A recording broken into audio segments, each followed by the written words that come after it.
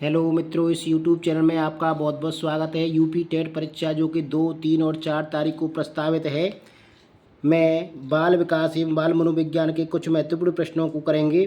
Cloud picture परीक्षण व्यक्तित्व के मापन के लिए प्रयोग किया जाता है। यह विलियम स्टर ने दिया था।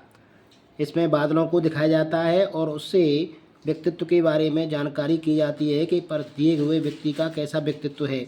शारीरिक विकास को प्रभावित करने वाले कारक हैं वातावरण, वंशानुक्रम, खेल तथा व्यायाम।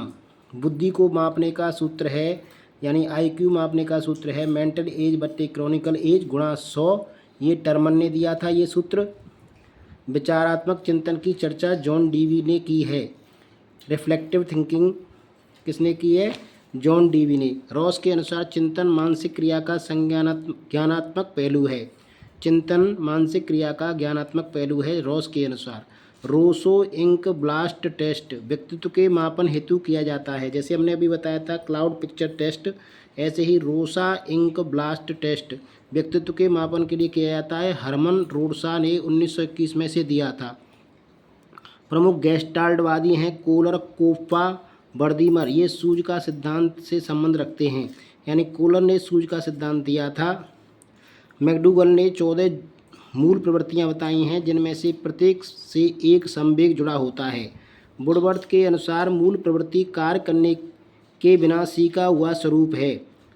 मूल प्रवृत्ति क्या है? कार्य करने के बिना सीखा हुआ स्वरूप है। पूर्व अनुभव के आधार पर संवेदना को अर्थ प्रदान करना प्रत्यक्ष ज्ञान परसेप्शन कहलाता है। क्या कहलाता है? परसेप्शन कहलाता।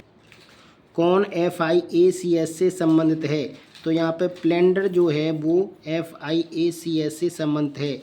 संघनन कंसोलिडेशन का सिद्धांत किसकी व्याख्या करता है? सो जो कंसोलिडेशन का सिद्धांत है संघनन का, वो स्मृति की व्याख्या करता है। पिछड़े बालकों के लिए शैक्षिक लब्धि की अवधारणा किसने दी थी? तो सिरिल बर्ट ने पिछड़े बालकों के लिए शैक्षिक लब्धि की अवधारणा दी थी। 85 से कम IQ वाले बच्चे पिछड़े बच्चे कहलाते हैं। EQ कैसे निकालते हैं? इसकी एज बटे CA, यानी उसकी मेंटल एज बटे CA गुणा 100। कौन उत्तम परीक्षण की विशेषताओं से भिन्न है? तो वैधता, विश्वसनीयता, वस्तुनिष्ठता, अभिक्षमता, वैलिडिटी, रियलेबिलिटी, ऑब्जेक्टिविटी और एप्टीट्यूड। एप्टीट्यूड जो है वो उत्तम परीक्षण की विशेषताओं में नहीं आता। यह किसी विशेष क्षेत्र की विशेषता को दर्शाता है, जैसे TAT। तो ये जो होता है वो एक विशेष क्षेत्र की विशेषता को या झुकाव को बताता है। प्रत्यागमन रिग्रेशन का सिद्धांत सोरेनसन ने दिया था। प्रत्यागमन का सिद्धांत किसने दिया था? सोरेनसन ने। मनुष्य शरीर में 8 अंतःस्रावी ग्रंथियाँ होती हैं। पीयूष ग्रंथि, थायराइड ग्रंथि, वृक्क ग्रंथि, अग्न्याशय ग्रंथि, पैराथायराइड ग्रंथि, जनन ग्रंथि, पीनियल ग्रंथि, थाइमस ग्रंथि। ये 8 अंतःस्रावी ग्रंथियाँ होती हैं जो विभिन्न प्रकार के हार्मोन स्रावित करती हैं। अधिगम के पठार तखान फैटिग्यू के कारण बनते हैं। रॉस अधिगम के पठार से जुड़े हुए हैं। दर्पण चित्र परीक्षण mirror drawing test transfer of learning अधिगम के स्थानांतर से जुड़ा हुआ है, यानी मिरर ड्राइंग टेस्ट किससे जुड़ा हुआ है? ट्रांसफ़र ऑफ लर्निंग से। क्लाउड पिक्चर टेस्ट परीक्षण व्यक्तित्व के परीक्षण से जुड़ा हुआ है और यह किसने दिया था? विलियम स्टर ने इसको दिया था।